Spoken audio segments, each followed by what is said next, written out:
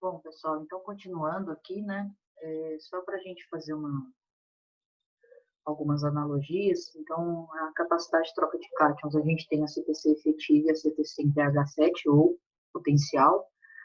Então, a CTC efetiva, ela sempre vai ser a somatória dos cátions mais o aéreo, e a CTC APH7 a gente também considera os espaços ocupados pelo H+, tá?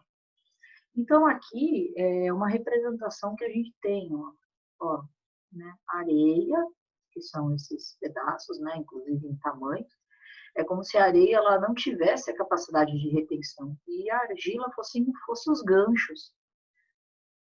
Então, a CTC muito alta, uma CTC alta, muito alta, ela vai ter mais ganchos e maior capacidade de reter esses cátions. Da mesma forma que a CTC muito baixa, ela vai ter grande quantidade de areia e, assim sendo, não vai ter essa capacidade de reter esses cátions a partir, então, dos ganchos, né?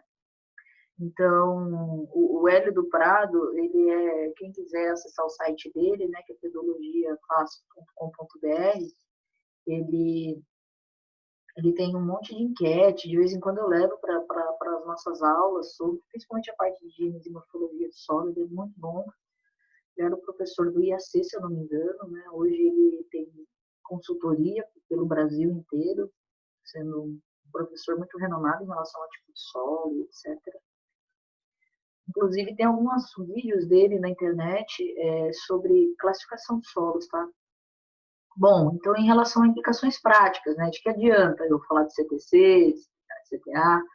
Vamos lá. Então, em CTCs baixas, né? Um solo com uma CTC baixa, de 10 a 50 milimol de carga.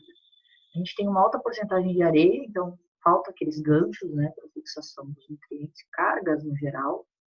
Baixo teor de matéria orgânica, porque se eu tenho matéria orgânica, eu elevo minha CTC também por conta das cargas geradas pela matéria orgânica. O nitrogênio e o potássio lixiviam com mais facilidade, porque eles não têm como se prender, né, nessas cargas. Menor quantidade de calcário é necessário para aumentar o pH. Isso eu sempre falo para vocês, que qualquer solo com baixa responsividade, qualquer coisa que eu jogo ali dá certo. E menor capacidade de retenção de umidade. Foi até falado num outro dia de aula, um aluno questionou para mim, ele questionou, ele perguntou se um solo compactado ele tinha menor capacidade de retenção de água do que o outro. E aí, né, eu virei e respondi da seguinte forma, que um solo compactado, ele possui menor quantidade de poros. Então, consequentemente, a infiltração é menor. Porém, a retenção dessa água vai depender do quê? Da mineralogia, da textura dele. Mas é uma resposta que pode ser sim ou não. Vai depender do quê? Da textura. Então, em solos mais argilosos, eu tenho maior capacidade de retenção de água. Mais arenosos, eu tenho menor capacidade de retenção de água. Já solos com CTC acima de 60 milimol de carga por decímetro cúbico, eu tenho uma alta porcentagem de argila, um alto teor de matéria orgânica, assim, alto, né? Eu já vi solos com CTC acima de 60% e não necessariamente sempre ter esse alto teor. Matéria orgânica é muito dinâmica no solo. Maior quantidade de calcário é necessário para aumentar o pH. Por quê? Exatamente pela maior carga de retenção desses. Então, para a reação do calcário, eu preciso de maiores quantidades. Eu sempre falo isso. Um solo com grande quantidade de retenção de cargas, ele demora mais a responder do que aqueles com menor quantidade. Maior capacidade de retenção de nutrientes e, consequentemente, de água também. Acho que isso está claro para todo mundo. Que a CTC também está relacionada a isso tudo. Aí, só para fazer uma analogia às cargas, a gente tem que algumas CTCs são dependentes de pH. Então, tem cargas variáveis, né, são aquelas que a gente viu, e as cargas que são dependentes de pH. Então, por exemplo, se o pH diminui, a CTC diminui. Se o pH aumenta, a CTC aumenta. É o tipo de CTC variável, né, porque o número de cargas elétricas pode aumentar em função da diminuição do pH. A CTC variável que predomina nos solos tropicais e a CTC variável que existe na fração orgânica do solo. Então, é mais ou menos como a carga. As cargas variáveis, então, né, ocorrem em todos os colóides, tanto os 2 para 1, os óxidos de matéria orgânicas, certo? Que dependem de pH. Então, CTC dependente de pH é o quê? É uma CTC variável, porque o número de cargas elétricas pode aumentar ou diminuir em função do pH do solo, tá? Se o pH diminui, CTC diminui. O pH aumenta, CTC aumenta. Vocês veem que o pH ele é um grande balanceador do solo, né? Tanto para a carga quanto para a CTC, que está relacionado à carga, na verdade. E aqui, né, só um resumão do que tudo que a gente falou, as somas de bases, então, capacidade de troca de cátion, saturação de base, saturação por alumínio. Então, todos esses resultados, eles estão na análise de solo. E a gente vai discutir daqui para frente um pouco a respeito disso. Tá? Então, a gente tem, além da saturação de bases e a saturação de bases na CTC, a gente tem também a saturação de bases e do alumínio dentro da CTC, cada um, porcentagem de cálcio, magnésio e potássio, tendo aqueles limites entre eles, né, um valor ideal. Então, isso tudo, pessoal, que a gente está falando, está relacionado à fertilidade, né? Porque está relacionado à disponibilidade do nutriente. A planta, ela tem necessidade de macro e micronutrientes, então os solos produtivos têm que ter esse equilíbrio. E por quê? A gente vai ver que existe um gráfico em que o pH também está relacionado à disponibilidade dos nutrientes para a planta. Então, o equilíbrio que existe entre essas cargas sendo variáveis, pH, matéria orgânica, acidez, está tudo relacionado, então, à nutrição também. Então, quando a gente tem deficiências minerais, a gente vê, né? Que a gente, primeiro, não tem um completo ciclo da planta. Se a gente tem a lei do mínimo, lembra do Liebig? Eu tenho um monte de disponibilidade de nutriente de nitrogênio, mas tenho deficiência em boro, que é pequena quantidade, mas a planta vai manifestar do mesmo jeito. Não vai conseguir alcançar um teto produtivo exatamente por essa deficiência desse nutriente. Então, quando você tem essa deficiência, existem algumas práticas que nós devemos tomar. E quais são elas? Primeiramente, a calagem para correção. Se eu estou falando que carga depende de pH, que CTC depende de pH, eu preciso ter pH, de preferência um pH elevado, em que eu tenho maior geração dessas cargas interessantes para o meu solo. Adubação. Isso já é o nosso próximo passo. A gente vê a reação de cada nutriente no solo, que gera fertilidade.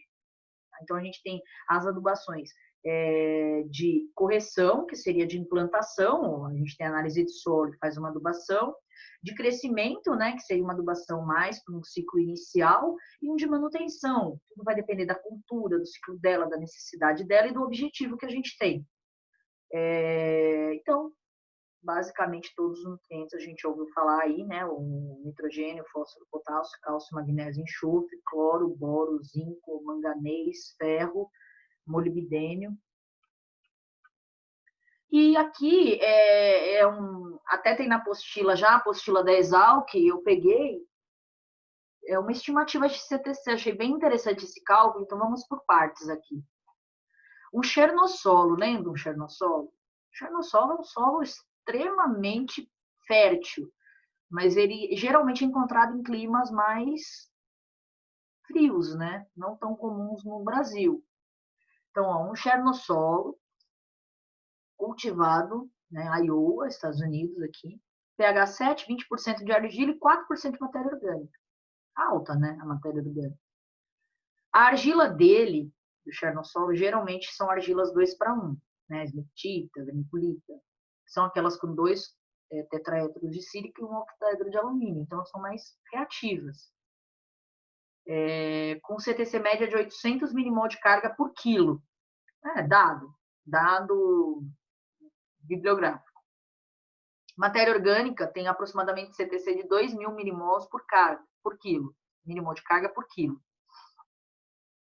Então, aqui é um cálculo feito para estimar essa CTC a partir desses compostos. Então, o CTC oriunda do teor de argila. A gente tem 20% de argila, ó. Aqui, ó, 20% de argila. A argila do tipo 2:1, ela apresenta uma média de 800 milimol de carga por quilo. Então, vamos lá. 20% de 800 milimol de carga por quilo, né? 20%, vamos pensar que a porcentagem em quilo. Eu tenho 160 milimol de carga por quilo, oriundo da onde? Da argila. A CTC oriunda da matéria orgânica. Então, eu tenho 4% de matéria orgânica de 2.000 milimols por quilo. Então, eu tenho 80 milimols de carga pela matéria orgânica. Então, a CTC total do Chernossol é 240 milimol de carga por quilo. É muito alta, né? Aqui a gente está falando por quilo, tá, pessoal? Mas geralmente a CTC, ela apresenta a sua unidade por decímetro cúbico, que é volume. Um comparativo. Então, Chernossolo, né, região mais fria, alta matéria orgânica, argila 2:1. Já a gente está falando de um latossolo aqui no Brasil mesmo, né, o Brasilzão, latossolo, intemperizado, argila 1:1. Então, é a caulinita, tá? Aí a gente vai ter aqui, ó, um pH 4, olha que diferença, né? 60% de argila, já é mais alto em argila, porém, 4% de matéria orgânica também. Só que a caulinita e os óxidos de ferro e alumínio, a CTC é 30 milimol de carga por quilo. Muito diferente dos 800 da 2:1 ali, no outro exemplo. E a CTC da matéria orgânica dos solos mais ácidos, ela chega a 1.000 milimol de carga por decímetro cúbico. Então, já é metade também do que a gente viu aqui, né? Era 2.000 com CTC, né? A matéria orgânica em solos menos temperizados e 1.000 em solos mais ácidos, por causa do pH, né? Olha a diferença de pH. Então, a CTC oriunda da argila, a gente multiplica 60%, que é a porcentagem de argila, né? Um solo bem argiloso. Multiplicado por 30, a gente tem 18 milimol de carga por quilo de CTC oriunda da argila. E 4% de 1.040 milimol de carga por quilo oriunda da matéria orgânica. Então, a CTC total 58. Independente da unidade, a gente vê que é muito diferente. Chega a ser 4 vezes menor, né, a CTC. Então, não preciso nem dizer. Agora, qual é o grande problema, pessoal? Esse latossolo não chegou a ser latossolo, uma argila 1:1 e nem muito intemperizado se ele tivesse em outro clima.